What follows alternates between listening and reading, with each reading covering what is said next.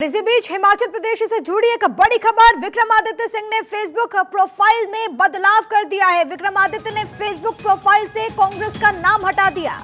INC हटाकर विक्रमादित्य ने लिखा हिमाचल का सेवक। ये उनका प्रोफाइल और इसके जरिए आपने देखा कि कैसे उन्होंने यहां पर अपने प्रोफाइल में हिमाचल का सेवक लिखा है।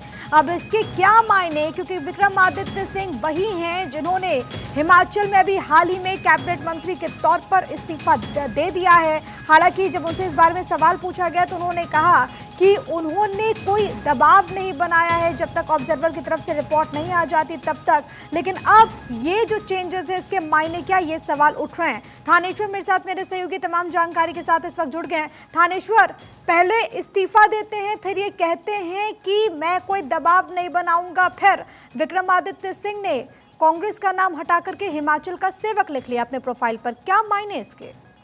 देखिए, हिमाचल में सुक्खू सरकार पर संकट के आए बादल जो पूर्व मुख्यमंत्री भूपेंद्र सिंह हुड्डा और अन्य पर्यवेक्षकों द्वारा बात करने से माना जा रहा था कि वो टल गए हैं, वो अभी संकट के बादल वास्तव में टले नहीं है।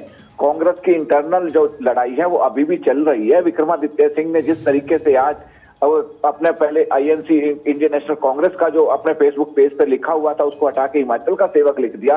साथ ही साथ आज जिस समय वो चंडीगढ़ के होटल पंचकुला के ललित होटल में बागी विधायकों से मीटिंग करने के लिए आए थे, वहां पर बीजेपी के कुछ नेता भी वहां पर उपस्थित थे। सूत्रों से जो जानकारी निकल के आ रही है, बीजेपी को कुछ ऐसे नेता वहां पर उपस्थित थे जिन्हें कि दूसरी पार्टी के नेताओं को अपनी पार्टी में शामिल करने में महारत हासिल है। उनमें एक नेता ऐसे भी हैं जिन्होंने कांग्रेस के हरियाणा कांग्रेस के पूर्व प्रदेशाध्यक्ष अशोक तंवर को बीजेपी में लाने में अच्छी खासी भूमिका निभाई है। उस नेता का वहां उपस्थित होना अपने आप में एक बड़ी बात कह रहा है, जिससे साफ जाहिर हो रहा है कि हिमाचल कांग्रेस के अंदर अभी कुछ ठीक नहीं चल रहा है। जी, अब बीच में क्योंकि खबर ये भी सामने आई थी थानेश्वर कि दिल्ली के दौरे पर भी विक्रमादित्य के साथ साथ वो तमाम विधायक जिन्होंने अभी पार्टी से बगावती रुख अख्तियार किया है, क्या इसको लेकर के अभी कोई डिटेल सामने आ चुका है?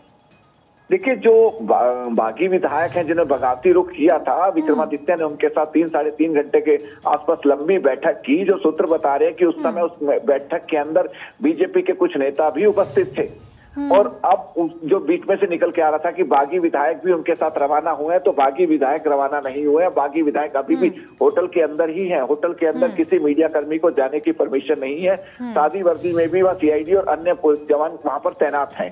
अभी जो सूत्रों के अनुसार जानकारी आ रही है कि विक्रमादित्य दिल्ली के अंदर जो कांग्रेस के अध्यक्ष हैं खड़गे जी, उनसे मुलाकात करके उन्हें हिमाचल की जो पूरी जानकारी है, राजनीतिक उठापटक की पूरी रिपोर्ट उन्हें देंगे। साथ ही साथ सूत्र ये भी बता रहे हैं कि वहां दिल्ली में वो बीजेपी के कुछ आला नेताओं से भी मीटिंग कर सकते हैं। जी ठीक है थानेश्वर, आप बने रहिएगा, मैं लौट रही हूँ आपके पास। लेकिन एक और महत्वपूर्ण खबर है, वो भी अपने दर्शकों तक हम पहुंचा दें। देखिए, ये जो तमाम जानकारियां हैं वो सामने आ रही है और इसी बीच खबर ये कि भारत 24 पर हिमाचल की सियासत पर एक्सक्लूसिव खबर है। चंडीगढ़ में विक्रमादित्य सिंह की बैठक में मौजूद थे बीजेपी के नेता। दिल्ली आने से पहले चंडीगढ़ गए थे विक्रमादित्य सिंह। कांग्रेस से निष्कासित बागी विधायकों से चंडीगढ़ में की थी मुलाकात के दौरान बीजेपी का एक नेता भी था मौजूद। बीजेपी नेता से मुलाकात के बाद दिल्ली आए हैं विक्रमादित्य सिंह।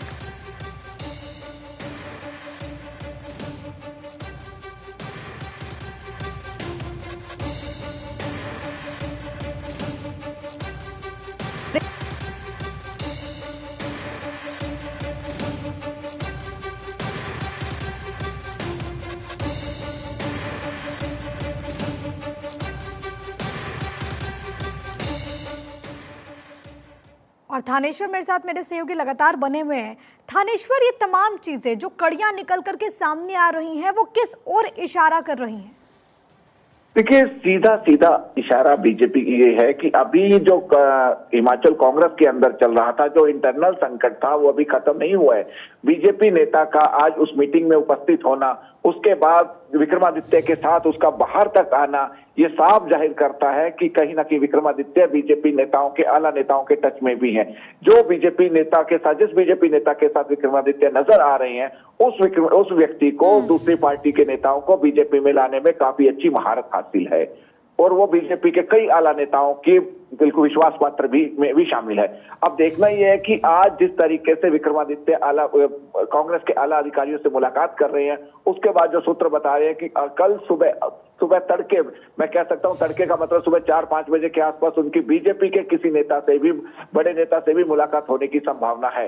अभी सूत्र इससे ज्यादा कोई जानकारी नहीं मिल पा रही है कि किस नेता से बीजेपी की मुलाकात होगी, कहां मुलाकात होगी, इस बारे में अभी कोई जानकारी नहीं मिल पा रही है। लेकिन ये कंफर्म खबर आ रही है कि कल सुबह वो बीजेपी के किसी आला नेता से भी मिलेंगे, और बीजेपी के किसी आला नेता से मिलेंगे तो क्या खिचड़ी पकेगी, किस लिए पकेगी, ये अभी कल ही सूत्रों से जो बात निकल कर आएगी उसके बाद ही हम दर्शकों तक पूरी जानकारी पहुंचा सकते हैं। अब ये भी बात निकल कर आ रही है कि ये जो पटकथा लिखी गई थी हिमाचल सरकार की पूरा राजनीतिक उठापटक करने की, ये सारी पंजाब में किसी जगह लिखी गई थी।